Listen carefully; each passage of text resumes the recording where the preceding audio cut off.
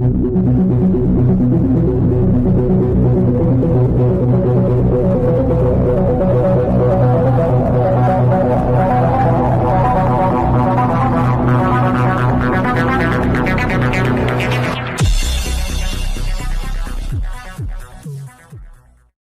మాచ్యాలు వచ్చాడు, ఎక్కడో దాక్కొని మళ్ళీ ఏదో ఇక్కడ ప్రశాంతంగా ఉన్న మాచ్యాలని అబద్ధాలు చెప్పి దెయ్యాలు వేదాలు వర్ణించే విధంగా అని ఏదేదో చేద్దామని హడావుడి చేశాడు.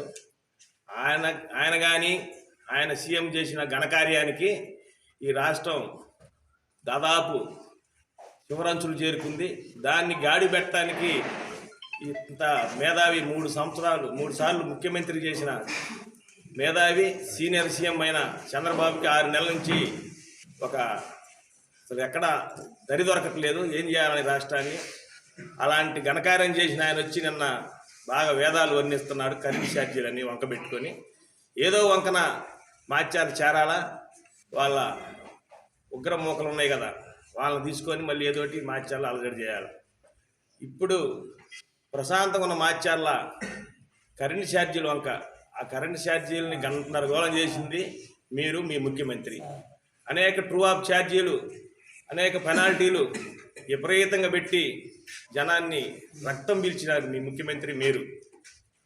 అదేవిధంగా దీంట్లో మొన్ననే పేపర్లను చేసిన అమెరికా సంస్థ కూడా చెప్పింది, లంచాలు తీసుకున్న అదానీ ద్వారా మొత్తం జగమెరిగిన సత్యం. ఇది కాకుండా ఇంకేమైనా కేసుల గురించి మాట్లాడుతుండు. అసలుకి ఎంత చిగ్గుమాల చర్య అన్నదమ్ములు, వీళ్ళంతా నీచ్ కమిని కుత్యాలించే కొడుకులు మళ్ళీ రాష్ట్ర రాజకీయాల్లో ఇలాంటి పనికిమాల ఎదవలు. మళ్ళీ ఇలాంటి వారిని శాసనసభకు పంపిస్తే శాసనసభ పరుగు పోద్ది. ఆ పదానికి కూడా ఇంకా ఎక్కువ వాళ్ళు. ఎందుకంటే గత 5 ఏళ్ళలో నేను ఇన్ఛార్జి రాకముందు కానీ చూస్తున్నా. దీంట్లో వాళ్ళ నుంచి ఫస్ట్ బాధితుడిని నేను. అప్పటి నుంచి మళ్ళీ బయటికి రాకుండటానికి వాళ్ళు అప్పుడున్న పోలీసుల ద్వారా, అప్పుడున్న పీపీల ద్వారా అక్కడ బెయిల్ రాకుండా చేస్తారు వాళ్ళే. దీనికి ప్రత్యక్ష సాక్ష్యం నేను, చాలామంది ఉన్నారు. ఇక్కడ ఏ మండలాల్లో కూడా జామీందారు సెక్రటరీ జామీందారు రాని వాళ్ళు బయట రాకుండటానికి. మేము అక్కడ కారం నుంచి ఇన్ని కట్టలు తెచ్చిచ్చేవాళ్ళం. ఇలాంటి దిక్కుమాలిన అతను ఎంతో తప్పుడు కేసులు ఇప్పుడు పెడుతున్నారంట. ఇదే బ్రహ్మారెడ్డి, ఇదే చంద్రబాబు నాయుడు గారు ఒక్క నిమిషం అట్టు వదిలితే ఈ మాచ్యాల్లో ఒక్కడున్నాడు మీ నాయకుడు. మేము బ్రహ్మారెడ్డిని అందరూ అంటున్నది ఎందుకంటే అసలు వదలట్లేదు.